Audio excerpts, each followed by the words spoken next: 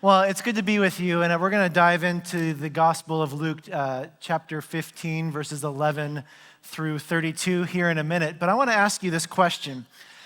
When was the last time you experienced something of extravagance? When was the last time you experienced something of extravagance?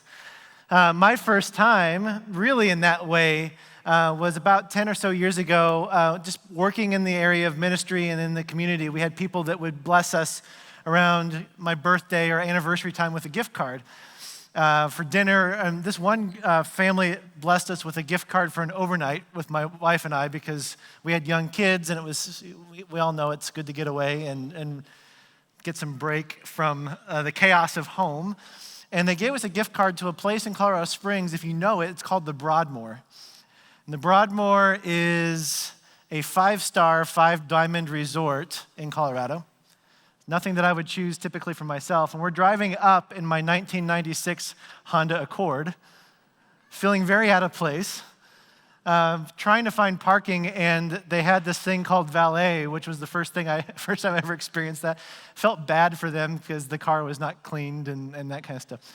But they get there, and if you've experienced this, they get there and they take your bags, and Dr. Mayfield and Mrs. Mayfield, so great to have you. I'm like, how did you know we were coming? And take us up to the front, and they have our room, and this nice man will take you to your room. I'm like, okay, this is so out of the ordinary. You get up there, and there was a welcome basket, and it was our anniversary, and all these types of things. And I'm sitting there going, oh my gosh, I could get used to this. And I don't deserve this. Do they know that we didn't pay for this? It was very disorienting, maybe is the best way to put it. It was wonderful. And my wife and I, as I was preparing the sermon, were just having great memories around that time. When was the last time you experienced something of extravagance? Let's look at Luke chapter 15, verses 11 through 32, and I'll read it if you want to follow along. It says this, "And then he said, a certain man had 2 sons. The younger of them said to his father, 'Father, give me my portion of goods that falls to me.' So he divided them his livelihood. And not many days after, the young son gathered all together and journeyed to a far country, and there he wasted his possessions with prodigal living. But when he had spent all, there arose a severe famine in that land, and he had begun to be in want. Then he went and joined himself a citizen of that country, and he sent them into his fields to feed the swine. And he would gladly have filled his stomach with the pods that the swine ate, and no one gave him anything. But when he came to himself, he said, 'How many of my father's hired servants have bread enough to spare, and I here perish with hunger? I will rise and go to my father, and I will say to him,'" this is him pretending and talking through his statement to his dad, "'Father, I have sinned against heaven and before you. I am no longer worthy to be called your son. Make me like one of your hired servants.' And then he arose and came to his father, but when he was still a great way off, his father saw him and had compassion and ran and fell on his neck and kissed him. And his son said to him, 'Father, I have sinned against heaven and your sight, and I am no longer worthy to be called your son.' But the father said to his servants, 'Bring out the best robe and put it on him, and put a ring on his hand and sandals on his feet. And bring the fatted calf and kill it, and let us eat and be merry. For this my son was dead and is alive again. He was lost and now is found.' And they began to be merry. Now his older son was in the field, and as it came near to the house, he heard music and dancing. He called one of his servants and asked what these things meant. And he said to him, 'Your brother has come, and because he has received him safe and sound, your father has killed the fatted calf.'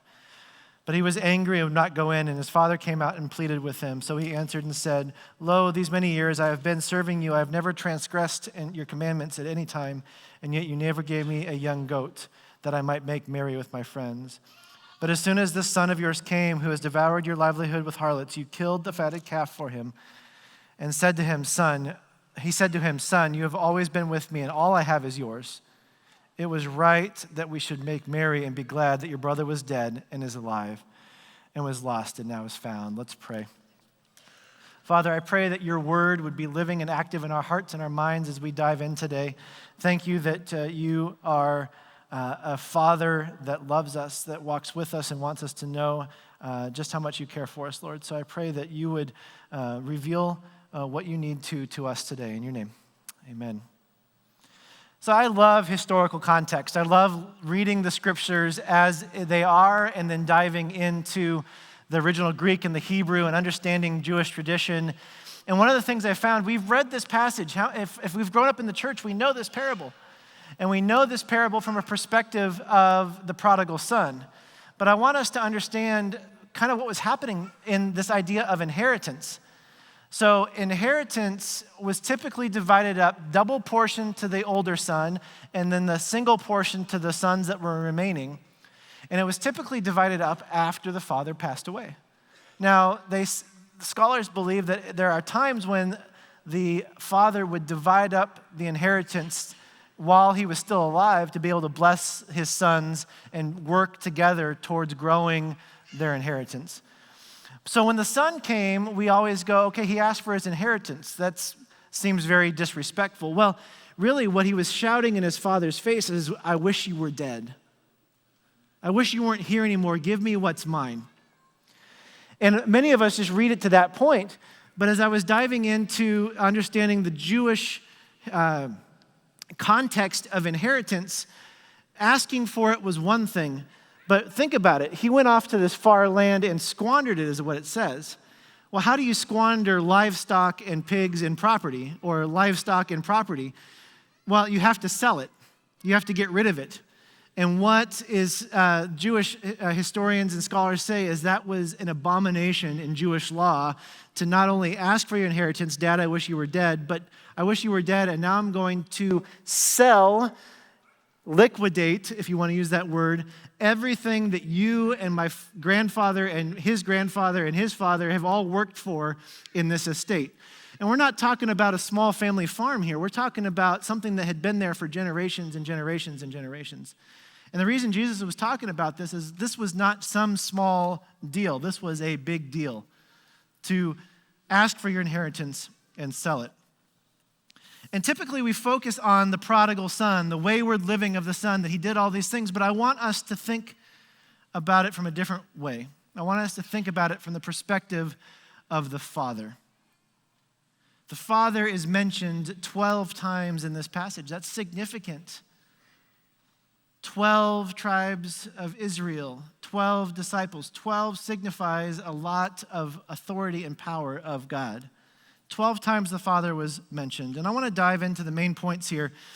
But before I do that, I want us to consider some definitions. I'm a big person that says that definitions, language creates culture. And so we want to speak the same language here because there's some significance in this.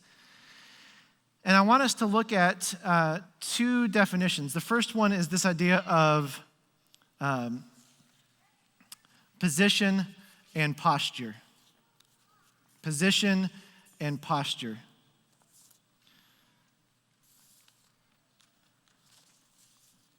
Posture is a particular way of dealing with or considering something, an approach. Position is a person's point of view, a set of values or rules, a place of status or rank. We have both, and we see both in this passage. I want to give you an example. So posture is listening to somebody in need. Let's say you have a child that's coming to you and they have a problem. Posture is sitting to listen and not to respond. It's a way of entering into curiosity and listening. How many of you have ever listened to respond? That's more position than it is posture. Position's good too, right? Position is an opinion, a set of values. It's a guiding force. And it's necessary, but sometimes we lead with position and not posture, and we have to alter that. I want to bring this up because I want you to look at it through the Father's response through these two lenses. I want you to look at it from the Father's perspective in these two lenses. He could have led with position. And in fact, if we look at the passage, the son was expecting him to lead with position. I squandered your inheritance. I wish you were dead. I'm going to come back and be your hired servant. Working it out of my head, I'm so hungry, I'm going to do everything I can to get back at least into your household because I know how good you take care of your servants.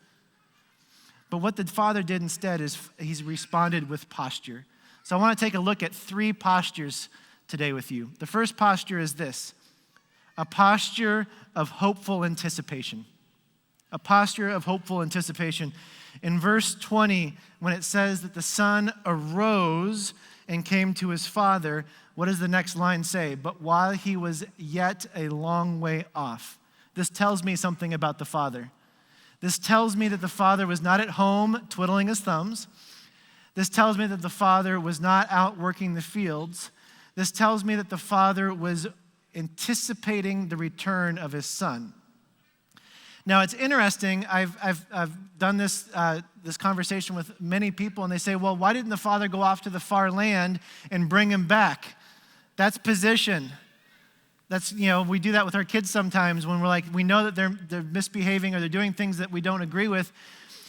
He wasn't ready to come back. He had to be ready to come back, so the father was anticipating his return, hopeful anticipation. So the idea of the cities back then were fortified by walls with a gate in and a gate out, or 2 gates in, 2 gates out, or something like that. And so the father actually had to trek from his estate into the city to a high place. And usually there were, protecting the city, there were 1 or 2 roads in and out from the far country. And so he was watching and waiting. He had to be. It wasn't like somebody announced to him that his son was coming back and he rushed out from what he was doing. He was waiting, hopeful anticipation. The second thing I want us to notice is this: a posture of undignified forgiveness. Let's talk about words again. Undignified versus dignity or dignified. Undignified means to appear foolish or unseemly. Dignity is composed or serious. A man of his stature and his status in the community was one of dignity. In the Jewish culture, a man of his status meant that he should carry dignity. And so what we see here in a minute is very undignified if we understand it in the context of the culture. Dignity is position, undignified is a posture. Dignity is a position, undignified is a posture. So what was his undignified response? I love this. Did he walk to his son? Did he do the slow motion movie jog? No, he ran to his son. And if you look at the original text and language, it's not that he ran as best as he could. And a man of his status had tunic on, had robes to signify his status. So if you think about it, he had to lift up his robe and his tunic to get it above his knees, which was undignified for a man of his status, to run. And the reason it's undignified, if a man of his status had servants with him, and a man of his status was known in the city, so it wasn't like nobody was watching. Lifting up his tunic and his robe so that he can run, and the Greek says, and the Hebrew says this, running as if he was competing in the games. It was a full-out sprint to his son. And then we see also in verse 20 this, that he fell upon him. Again, going back to status, in the dignified status, a man of his stature did not show outward affection. And he fell, embracing his son. And we look at it maybe like he ran to his son was like uncertain, collided with his son, and fell to the ground in his embrace. And then we see that he kissed him.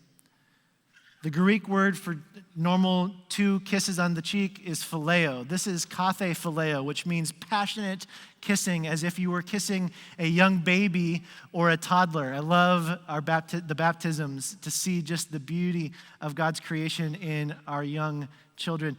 And I have a young 2-year-old at home, and my girls are 9 and 15, and I still make them embarrassed by kissing them that way. I love them so much. That's what we're talking about here, that type of passionate kissing. Again, undignified in his response. And we notice that the son goes into his conversation with dad. Hey, Dad, I have sinned against you in heaven. I'm unworthy to be called your son. But he couldn't finish what he had rehearsed because the father interrupted him and said to his servants, go quickly, the servants with him, go quickly and do these things. And so we see in verses 22 through 24 a posture of unconditional redemption. a posture of unconditional redemption. Redemption has been said, the definition of to buy back, to win back. I love this. One commentator said this: it is to restore back to once was. A posture of unconditional redemption. The Father could have used his position and said, you're right, you did all these things and you can be a servant and I'll be taking care of you. But he said this instead: quickly go get what? A robe, a ring, sandals, and kill a fatted calf. The robe was signified dignity and purpose and royalty. The ring was a family heirloom and mark of ownership and identity, typically given to the first son, now put on his hand. Sandals, again, identity, purpose. The servants and those that were a lesser status did not wear shoes. What the Father was doing was restoring every right that the Son had prior to him asking for his inheritance. Wow. And then he kills a fatted calf, which was reserved for royalty or a guest of honor. And I have to notice here in verses 28 through 32, the older son maintained position and didn't flex on his posture. And I find it interesting. It says that he divided in verses 11 and 12, that he divided his property to both sons.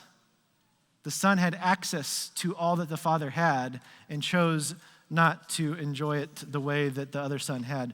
He did not change his posture, but change his position. So I want to ask you this question.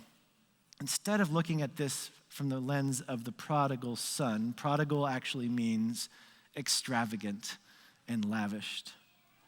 What if we rename this parable the parable of the prodigal father? Lavished and extravagant. Prodigal means lavished and extravagant, not wasteful. Lavished and extravagant grace and love of the Father. New concepts that I've been wrestling with this week of have I truly experienced the lavished, extravagant, prodigal grace of the Father in my life?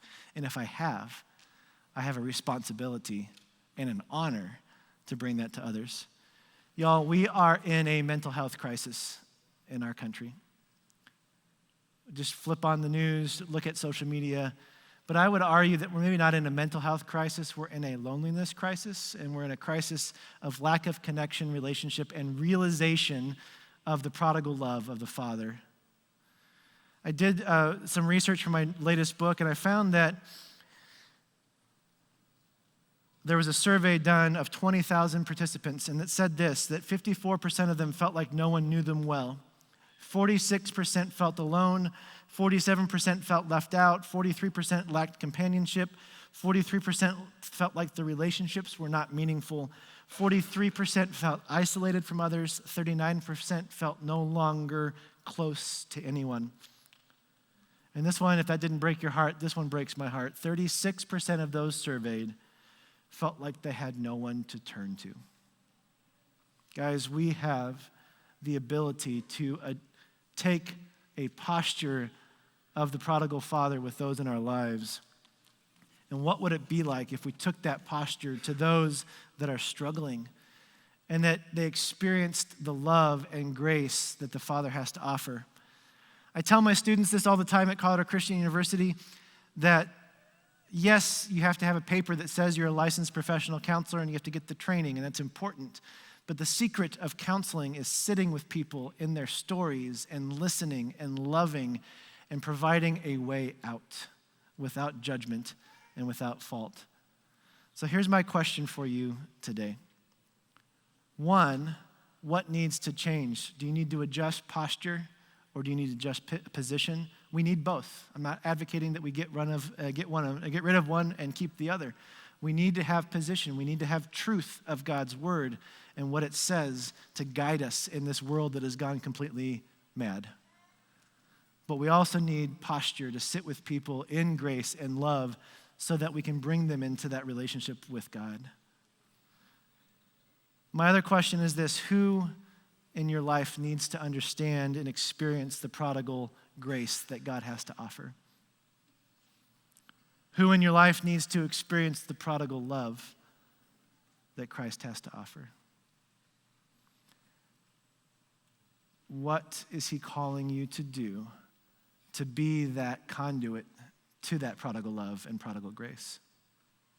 You see, if we all did that in our neighborhoods and our families and with those around us that need this, I can guarantee you that those statistics that I just read would go away or way down, because people experience connection and love do not feel lonely. And maybe you've never experienced this, and my encouragement to you is, if you're here today and this is the first time you've heard about the prodigal love and grace of God, it's offered to you as well. All you have to do is take the cue from the prodigal son, come to your senses and turn home. Come to your senses and turn home. That's the only thing that's required of us to accept this love and grace.